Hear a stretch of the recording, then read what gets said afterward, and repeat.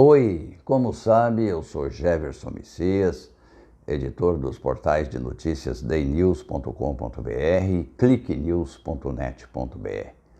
E é sempre muito bom estar com vocês aqui neste canal. Hoje falo sobre insegurança alimentar. Segundo o FAO, órgão da ONU para Alimentação e Agricultura, um estudo divulgado pela Rede Brasileira de Pesquisa em Soberania e Segurança Alimentar e Nutricional, a Rede Pensan, realizado em 2021, denominado de um Inquérito Nacional sobre Insegurança Alimentar no contexto da pandemia da Covid no Brasil, mostrou que menos da metade dos domicílios brasileiros, 44,8%, tinha seus moradores em segurança alimentar. Dos demais 55,2% que se encontravam em insegurança alimentar, 9% conviviam com a fome. Ou seja, estavam em situação de insegurança alimentar grave, sendo pior essa condição nos domicílios de área rural, cerca de 12%. Do total de 211,7 milhões de brasileiros, 116,8 milhões conviviam com algum grau de insegurança alimentar. E destes, 43,4 milhões não tinham alimentos em quantidade suficiente. E 19 milhões de brasileiros enfrentavam a fome. Observa-se que a segurança alimentar grave no domicílio dobra nas áreas rurais do país, especialmente quando não há disponibilidade adequada de água para a produção de alimentos e distribuição aos animais. A pesquisa mostra o aumento da fome no Brasil aos níveis observados em 2004, na PNAD, Pesquisa Nacional por Amostra de Domicílios, quando a insegurança alimentar moderada estava em 12% e a grave em 9,5%. Na pesquisa atual, os dados mostram o primeiro quesito em 11,5% e o segundo em 9%. É o pior índice desde então. Em 2004, o país tinha 64,8% da população em segurança alimentar. Hoje tem 44,8%. Até 2013, pesquisas mostravam regressão da fome no Brasil. Mas a preocupação não se limita ao nosso país. De acordo com matéria publicada pela BBC News Brasil, nos Estados Unidos, os chamados desertos alimentares condenam milhões de pessoas a comer pouco e mal.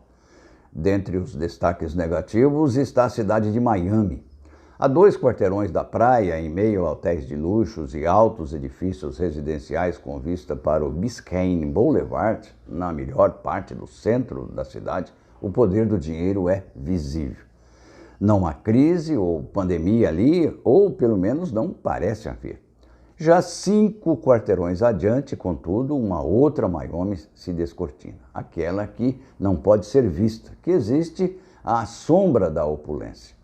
Chama-se Overtown, um dos bairros mais pobres da cidade, e lá é difícil encontrar alimentos nutritivos.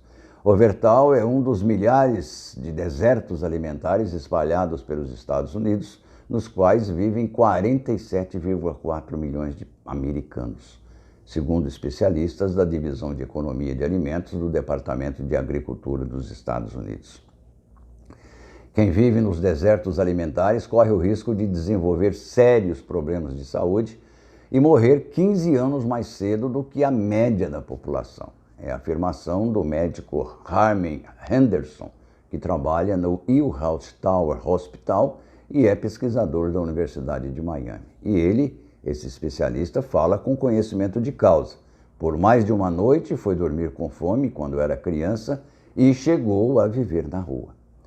Outros dizem não serem desertos. Isso é realmente um apartheid alimentar, argumentando que no sistema alimentar dos Estados Unidos há segregação de raça, classe e gênero. As áreas onde existe este apartheid alimentar, acrescenta, foram objeto de uma prática com profundas raízes históricas chamada redlinings. Red significa vermelho e line, linha. Redlinings remonta à década de 1930, quando hipotecas eram negadas a americanos em comunidades habitadas por minorias étnicas. Naquela época, a cor vermelho era usada nos mapas das instituições financeiras para delimitar zonas perigosas, onde não havia previsão de investimento. Uma linha vermelha que, ao longo do tempo, fez uma grande diferença no acesso a alimentos da melhor qualidade. Infelizmente, essas red lines continuam sendo exercitadas nos dias atuais em todas as partes do mundo. E compete, no meu entendimento, não só aos governos as ações para minimizá-las. Nós podemos e devemos ser partes proativas nesse sentido. Pense nisso. Se gostou deste artigo, comente, faça questão do seu comentário. Dê um like, compartilhe com amigos e se inscreva no canal para, desta forma, receber notificações de atualizações. Grande abraço.